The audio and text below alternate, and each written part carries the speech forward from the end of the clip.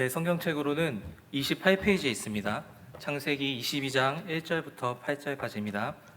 제가 대신해서 봉독해 드리겠습니다. 그 일 후에 하나님이 아브라함을 시험하시려고 그를 부르시되 아브라함아 하시니 그가 이르되 내가 여기 있나이다.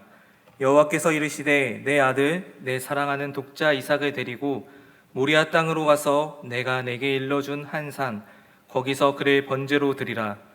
아브라함이 아침에 일찍이 일어나 나귀의 안장을 지우고 두 종과 그의 아들 이삭을 데리고 번제에 쓸 나무를 쪼개어 가지고 떠나 하나님이 자기에게 일러주신 곳으로 가더니 제3일에 아브라함이 눈을 들어 그곳을 멀리 바라본지라. 이에 아브라함이 종들에게 이르되 너희는 나귀와 함께 여기서 기다리라. 내가 아이와 함께 저기 가서 예배하고 우리가 너희에게로 돌아오리라 하고 아브라함이 이에 번제나무를 가져다가 그의 아들 이삭에게 지우고 자기는 불과 칼을 손에 들고 두 사람이 동행하더니 이삭이 그 아버지 아브라함에게 말하여 이르되 내 아버지여 하니 그가 이르되 내 아들아 내가 여기 있노라. 이삭이 이르되 불과 나무는 있거니와 번제할 어린 양은 어디 있나이까. 아브라함이 이르되 내 아들아 번제할 어린 양은 하나님이 자기를 위하여 친히 준비하시리라 하고 두 사람이 함께 나아가서 아멘. 여러분, 우리는 이 세상을 살아감에 있어서 항상 선택이라는 기로에 서 있습니다. 한 사람이 태어나면 부모는 무엇을 먹일지 입힐지 고민을 합니다. 또한 학교를 가게 되면 진로를 생각하고 사회에 나갈 때면 직장을 선택합니다. 그리고 평생을 함께할 배우자를 선택합니다. 이처럼 저와 여러분은 지금까지 선택해왔고 또한 앞으로도 계속 선택을 하며 살아가야 하는 존재입니다.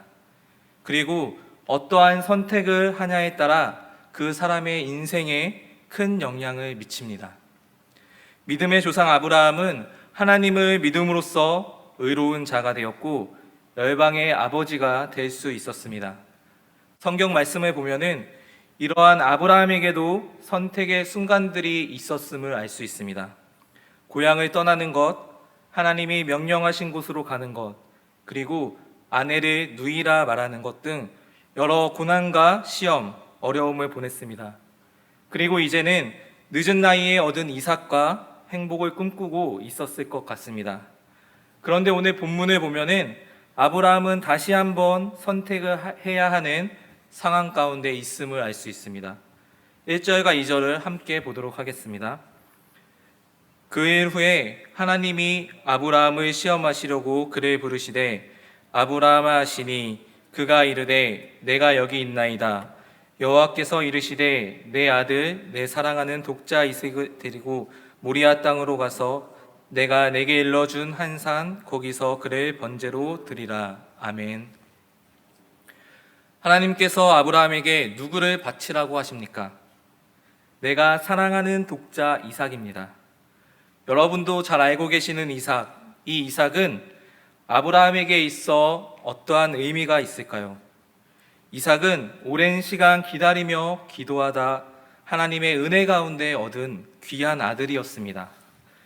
이렇게 오랜 시간을 기다려서 얻은 아들이니 얼마나 귀하고 사랑스럽겠습니까? 또한 이 이삭은 아브라함에게 하늘의 별과 같이 또한 바다의 모래알 같이 많은 자손들을 줄 것이다 라고 하신 언약의 성취의 시작이라고 할 수 있는 아들이었습니다. 이처럼 이삭은 아브라함에게 있어 최고의 선물인 것입니다. 그런 아브라함에게 선택의 시간은 너무나 어렵고 힘든 시간이었을 것입니다.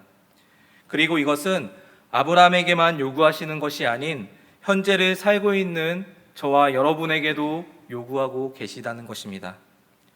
사랑하는 여러분, 우리가 가진 최고의 것을 주님께 드린다는 것이 과연 내가 가지고 있던 것을 잃게 되는 것일까요? 하나님은 사랑의 하나님이라고 하시면서 우리에게서 좋은 것을 빼앗아가는 그러한 분이실까요? 오늘 본문을 통해서 과연 하나님은 우리에게 어떠한 것을 원하시고 우리는 주님께 어떻게 나가야 하는지 알아보는 시간이 되기를 바랍니다. 첫 번째로 하나님께서는 저와 여러분에게 세상의 것을 원하십니다. 늦은 나이에 어렵게 얻은 아들 이삭은 아브라함에게 있어 그 무엇보다도 가장 귀한 것임에 틀림이 없습니다. 아브라함에게 있어 남은 인생의 꿈과 희망이었을지도 모릅니다. 그런데 하나님께서는 그런 아브라함의 꿈과 희망을 짓밟으시려 하시고 있는 것입니다. 아브라함에게 시험을 하십니다. 너무나 사랑스러운 아들, 어떻게 보면은 자신의 생명보다 귀한 아들을 번제로 드리라고 하고 계십니다. 하나님이 약속의 선물로 주신 아들을 이제는 죽이라고 말씀하고 있는 것입니다. 하나님은 아브라함의 믿음을 확인하기 위해 시험 문제를 내셨고, 그 문제는 아브라함에게 있어 제일 중요할지도 모르는 아들 이삭이었습니다. 여기에 아브라함의 선택의 순간이 기다리고 있는 것입니다. 아브라함은 이삭을 선택하거나 아니면 지금까지 지켜주시고 보호해 주셨던 하나님의 말씀을 순종하느냐, 둘 중 하나를 선택해야 하는 것입니다. 그리고 아브라함은 망설임 없이 본인의 전부인 이삭을 하나님께 드리기로 결정합니다. 이제 아브라함에게 있어 남은 것은 오직 하나님밖에 없을 것입니다. 아브라함이 최고의 것을 하나님께 드린 것처럼 하나님께서도 저와 여러분에게 최고의 것을 주신 것이 있습니다. 과연 하나님께서는 저와 여러분에게 무엇을 주셨을까요? 하나님께서는 본인의 일을 감당하시고자 사랑하는 아들 예수 그리스도를 저와 여러분을 위해 내어주셨습니다. 예수님은 하나님에게 있어 중요하지 않는 아들이기에 저와 여러분의 죄를 위해 오시게 된 것일까요? 아브라함처럼 자신의 아들을 내어주신 것은 하나님의 모든 것을 내어주신 것과 같을 것입니다. 여러분이 기억하기를 원합니다. 하나님께서는 시험을 통해서 저와 여러분의 마음이 어디에 있는지 돌아보게 하십니다. 지금 내가 어떠한 것을 손에 꼭 쥐고 있는지, 어떠한 것을 더 중요하게 생각하며 무엇을 두려워하는지, 또한 세상의 것을 좋아하며 따라가고 있는 것 아닌지 돌아보게 하신다는 것입니다. 그리고 때로는 아브라함에게 명령하셨던 것처럼 가장 중요한 것을 원하실 때도 있다라는 것입니다. 이처럼 시험이라는 것은 당하는 입장에서 본다면 너무나 싫고 인정하기 싫은 것들입니다. 우리의 삶에 있어 시험은 너무나 우리를 괴롭게 하고 있습니다. 하지만 그것을 통해서 하나님은 저와 여러분에게 더욱더 큰 믿음을 허락해 주시기도 한다는 것입니다. 그리고 그 시험을 통해서 말뿐인 고백이 아닌 나의 믿음이 행동으로 나오는, 또한 믿음이 성숙해져가는 시간이 된다라는 것입니다. 물론 나의 최선의 것을 선택함에 있어 많은 아픔을 참아내야 할 수도 있고 긴 방황의 시간을 가질 수도 있습니다. 하지만 그 시간을 통해 하나님만 의지하고 하나님의 뜻을 바라볼 수 있게 될 것입니다. 그렇게 하나님은 아브라함이 최선의 것을 드리려 했을 때 이삭이 아닌 아브라함의 순종과 믿음을 제물로 받으신 것입니다. 저와 여러분도 주님의 요구하심이 있을 때 최선의 것을 과감하게 들을 수 있기를 소망합니다. 두 번째로, 하나님은 순종을 원하십니다. 아브라함은 하나님의 요구에 이렇게 선택을 합니다. 3절을 보면은 아브라함이 아침에 일찍이 일어나 나귀의 안장을 지우고 두 종과 그의 아들 이삭을 데리고 번제에 쓸 나무를 쪼개어 가지고 떠나 하나님이 자기에게 일러 주신 곳으로 가더니 라고 하고 있습니다. 하나님의 요구에 의해 아브라함은 수많은 생각이 들었을 것입니다. 하지만 아브라함은 결단하며 일찍이 일어나 아들 이삭과 두 종을 데리고 하나님의 명하신 곳으로 가는 것을 볼 수 있습니다. 하나님의 요구에 불응하고 싶은 유혹이 분명히 있었을 것입니다. 하지만 그 모든 유혹을 이기고 아브라함은 순종의 마음으로 떠난 것을 알 수 있습니다. 과거 그가 하나님이 본토 아비집을 떠나라고 하셨을 때처럼 어떤 것 하나 주저리거나 망설임 없이 바로 행동한 것입니다. 하나님의 명령이 있을 때 주저앉지 않고 즉각 반응할 수 있는 저와 여러분이 되기를 소망합니다. 여러분, 롯의 아내는 멸망이 예고된 상황에서도 세상의 가치를 놓지 못해 뒤를 돌아봤습니다. 그리고 어떻게 되었습니까? 여러분, 우리가 하나님의 요구에 즉각 반응하고 순종할 때 주님은 저와 여러분을 푸른 초장 그리고 쉴만한 물가로 인도해 주실 것입니다. 모리아 산을 향해 3일 길을 걸어가고 있는 아브라함은 어떠한 반문도 하지 않고 묵묵히 걸어갔습니다. 3일 길을 묵묵히 걸어가는 아브라함의 모습에서 저와 여러분의 죄를 위해 죽으러 가셨던 예수님을 볼 수 있습니다. 아무 죄 없는 예수님께서 십자가를 지고 조용히 가셨던 것처럼 아브라함 또한 그렇게 간 것입니다. 하나님의 자녀인 저와 여러분은 하나님의 명령에 순종하기를 원합니다. 하나님의 자녀가 된 저와 여러분은 어떠한 조건이나 주변 환경을 묻고 나아가는 것이 아니라 전적으로 살아계신 하나님만을 믿고 의지하며 쫓을 수 있기를 원합니다. 본문 7절과 8절을 보면은 아들 이삭은 아브라함에게 번제할 어린 양이 어디에 있냐고 묻습니다. 이쯤 되면 아들 이삭에게 선의의 거짓말도 한 번쯤 할 수 있고 하나님 뭐라고 말해야 합니까? 라고 물어볼 수도 있을 것 같습니다. 하지만 아브라함은 그 상황 속에서도 하나님이 자기를 위하여 친히 준비하시리라 라고 말하며 하나님께 영광으로 대신한 것을 볼 수 있습니다. 여러분, 아들의 이러한 질문을 받는다면 과연 아비된 아브라함의 마음은 어떠했을까요?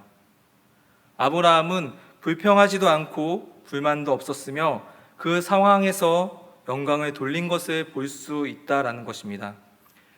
예수님은 십자가를 지고 가시면서 욕을 먹으며 돌을 맞음에도 불구하고 하나님께 감사와 영광의 기도를 드렸음을 알 수 있습니다. 우리가 나약하고 무지하기에 불평도 나올 수 있고 불만도 있을 수 있습니다. 하지만 하나님은 절대 저와 여러분에게 불평하는 마음을 주시지 않습니다. 우리가 불평, 불만을 한다고 하나님의 명령을 피할 수도 없음을 기억할 수 있기를 원합니다. 불평과 불만보다 감사의 찬양을 고백할 수 있는 저와 여러분이 되기를 원합니다. 마지막으로 순종의 결과는 우리가 생각하지 못한 것으로 보답해 주셨다라는 것을 알 수 있습니다. 아브라함의 순종의 끝에는 하나님께서 최상의 것, 이상을 주심을 알 수 있습니다. 여러분, 하나님의 요구대로 하나님께 최상의 것을 드린 아브라함은 여호와 이레의 사랑을 경험하게 됩니다. 하나님은 순종하는 자를 위해 반드시 번제할 어린 양을 준비해 놓고 계시다는 사실입니다. 하나님의 요구대로 저와 여러분이 가지고 있는 최상의 것으로 순종했을 때 결코 우리의 것을 잃는 것이 아니라는 것을 본문을 통해 알 수 있다는 것입니다. 이삭의 목숨은커녕 그의 머리털 하나도 상하지 않게 하셨습니다. 또한 아들을 대신할 번제물이 놓여 있음을 볼 수 있습니다. 순양이 번제물이 되었고 순종의 사람은 이제 자유가 된 것입니다. 사랑하는 여러분, 저와 여러분은 죄 때문에 죽을 수밖에 없는 존재이지만 이러한 저희에게 하나님께서는 무엇이 필요한지 알고 계시며 오직 한 분, 그분의 희생으로 말미암아 우리가 살아갈 수 있게 해주셨습니다.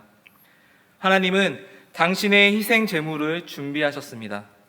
자기 아들을 아끼지 않으시고 저와 여러분 모든 사람을 위하여 내어주셨습니다. 저와 여러분을 사랑하시기에 우리를 위해 자기 몸을 버리신 것입니다. 그렇게 예수 그리스도는 우리의 유월절 어린 양으로 희생이 되신 것입니다. 또한 하나님은 순양을 여호와의 산에 마련해 주셨음을 볼 수 있습니다. 제물과 마찬가지로 제사의 장소까지도 이미 예비해 두셨다라는 것입니다. 여러분, 하나님께서 우리의 죄를 위해 십자가를 마련해 주신 것은 예수 그리스도를 보내주신 것만큼이나 중요한 일이었습니다. 이 예비된 장소, 순양이 숫풀에 걸려 이삭 대신 제물이 된 장소가 바로 예수 그리스도께서 우리의 죄를 위해 희생 제물이 되신 곳과 같은 장소입니다. 하나님께서는 순종의 대가로 본인의 최선의 것을 저와 여러분에게 주셨다라는 것입니다. 사랑하는 여러분, 하나님의 준비하심과 채워주심은 항상 우리의 생활 속에서도 이루어지고 있음을 믿으시길 바랍니다. 아무리 사소한 것일지라도 그 모두가 저와 여러분을 위한 하나님의 준비하심을 믿기를 원합니다. 말씀을 맺도록 하겠습니다. 여러분, 저와 여러분은 앞으로 계속해서 선택의 기로에 놓이게 될 것이고 무엇인가를 선택할 수밖에 없을 것입니다. 이렇게 선택의 기로에 있을 때 하나님을 먼저 선택할 수 있는 큰 믿음의 소유자가 되기를 소망합니다. 그것이 때로는 너무나 견디기 힘든 상황으로 몰아붙이는 시험일 수도 있습니다. 그리고 너무나 지쳐서 좋지 않은 생각이 들 수도 있습니다. 하지만 우리가 분명히 기억해야 할 것은 하나님께서는 저와 여러분이 견딜 수 있는 정도의 시험만 주신다는 것입니다. 또한 시험지를 주시면서 반드시 답 또한 주셨다라는 것입니다. 우리의 극한 상황은 곧 하나님의 역사하심을 볼 수 있는 기회입니다.